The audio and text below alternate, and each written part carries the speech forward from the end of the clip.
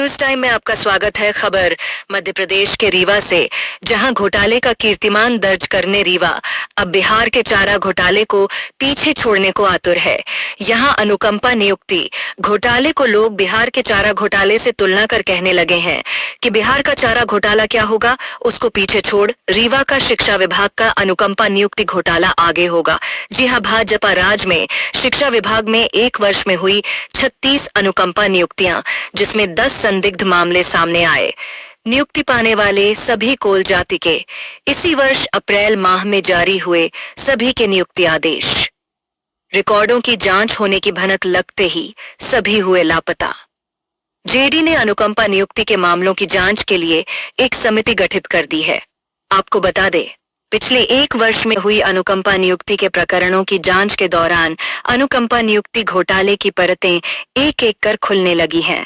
ऐसे ऐसे मामले सामने आ रहे हैं जिन्हें सुनकर लगता है कि रीवा के शिक्षा विभाग ने घोटाले में बिहार के चारा घोटाले को भी पीछे छोड़ दिया। ये सभी नियुक्तियां विशेष भर्ती अभियान बताकर की गई हैं, जिसमें जिला शिक्षा अधिकारी की भूमिका संदिग्ध है। नीचे से ऊपर तक पूरे सिस्टम के शामिल होने की संभावना से इनकार नहीं किया जा सकता। गौरतलब है कि फर्जी अनुकंपा नियुक्ति का एक मामला सामने आने के बाद प्रभारी लिपिक को निलंबित कर दिया गया था। उसके बाद पिछले एक वर्ष में हुई अनुकंपा नियुक्ति के प्रकरणों एवं उनके दस्तावेजों की जांच शुरू हुई थी। नियुक्ति पाने वालों को रिकॉर्डों के साथ डीईओ कार्यालय में तलब किया गया था, जिसमें 26 लोग रिकॉर्डों के सत्यापन के लिए उपस्थित हुए, लेकिन एक ही जाति के 10 लोग रिकॉर्ड लेकर नहीं पहुंचे। बताया गया है कि जांच की भनक लगते ही ये सभी स्कूल से नदारद हो गए और पिछले कई दिनों से स्कूल नहीं आ रहे। शिविर में कोल जाति के 10 और संदिग्ध मामले सामने आए हैं। तिघरा में 1, बीड़ा में 1, अटरिया में 2, सेमरिया में 1, गंगेव में नियुक्ति के 2 संदिग्ध मामले सामने आए हैं। ये सभी कोल जाति के हैं। वही जांच के दौरान एक ऐसा मामला भी सामने आया जिसमें एक ही परिवार के भाई बहन दोनों को अनुकंपा नियुक्ति प्रदान की गई है। एक को कन्या गंगेव में तो दूसरे को प्रवीण कुमारी संदीपनी विद्यालय में नियुक्ति मिली थी। जहां भाई अंजेश रावत पिता राम सखा रावत को 2023 में पी के स्कूल में नियमानुसार नियुक्ति प्रदान की गई, वहीं उसकी सगी बहन साधना कोल पिता राम सखा कोल को तत्कालीन डीईओ गंगा उपाध्याय ने मार्च 2024 में कन्या गंगेव में नियुक्ति दे दी। इसी तरह सुषमा कोल पिता श्यामलाल कोल को अप्रैल 2025 में बालक गंगेव में नियुक्ति दी गई। मृतक को त्योंथर में शिक्षक पद पर पदस्थ बताकर अनुकंपा नियुक्ति दी गई, लेकिन उस नाम का कोई शिक्षक त्योंथर में पदस्थ ही नहीं था। बालक गंगेव के संकुल प्राचार्य ने शंका होने पर जब सुषमा कोल से उसके पिता श्याम लाल के पीपीओ की मांग की तो वह भी लापता हो गई। इसमें एक बड़े गिरोह सहित उच्च अधिकारियों के शामिल होने की आशंका जताई जा रही है। डीईओ ऑफिस के कई अधिकारी, जेडी ऑफिस के भी कुछ संदिग्ध लोगों के शामिल होने की आशंका है। वर्तमान डीईओ सुदामा गुप्ता से लेकर पूर्व डीईओ गंगा उपाध्याय के हस्ताक्षर से ये आदेश जारी हुए हैं। सूत्रों की माने तो गंगा उपाध्याय ने तो डीईओ के पद से मुक्त होने के दिन भी अनुकंपा नियुक्ति के आदेश पर हस्ताक्षर किए हैं। आश्चर्य की बात यह है कि इतने बड़े मामले के उजागर होने के बाद भी जिला प्रशासन ने प्राथमिकी तक दर्ज नहीं कराई है। न ही फर्जी नियुक्ति लेने वालों को गिरफ्तार कर उनके बयान ही लिए गए, जिससे दूध का दूध और पानी का पानी हो जाए कि किसे कितने रुपए दिए गए हैं। जिम्मेदारों द्वारा फर्जी नियुक्ति लेने वालों की नियुक्ति निरस्त करने की बात कही गई है, लेकिन फर्जी नियुक्ति देने वालों पर क्या कार्यवाही होगी, इस पर विभाग और प्रशासन मौन है।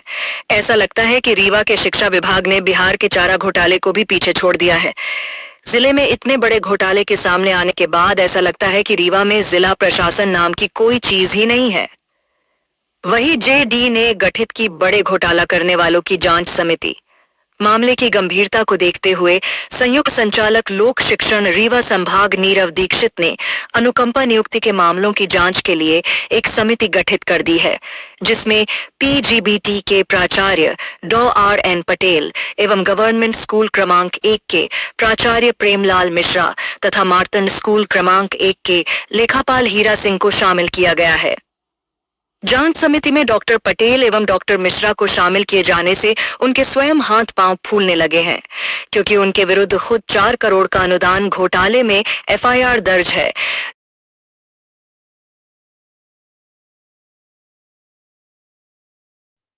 देखिए, जो ब्रजेश कोल की अनुकंपा नियुक्ति के संबंध में इस कार्यालय में जांच के लिए आया था, उसके लिए पूर्व प्रभारी केपी तिवारी के द्वारा जांच की गई और उसमें जिला शिक्षा अधिकारी रीवा से अभिलेख मांगे गए थे।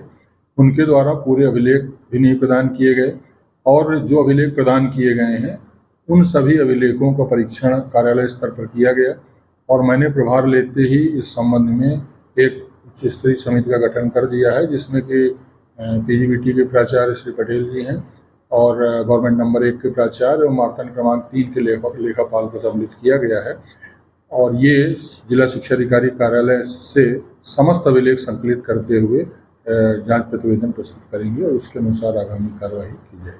सर, ये अभिलेख क्यों उपलब्ध नहीं करा रहे हैं? क्या मानते हैं कि इनकी संलिप्तता उसमें होगी, क्योंकि नियुक्ति ही इनके समय में हुई? बिल्कुल ऐसी संभावना बनती है और अभिलेख इन्होंने पूरे सभी अभिलेख नहीं दिए, ऐसा नहीं है। कुछ अभिलेख इन्होंने दिए हैं। रोस्टर संबंधी अभिलेख कितने पद थे इसकी जानकारी इनके द्वारा नहीं दी गई है, वो भी एक महत्वपूर्ण बिंदु होता है अनुकंपा नियुक्ति के संबंध में।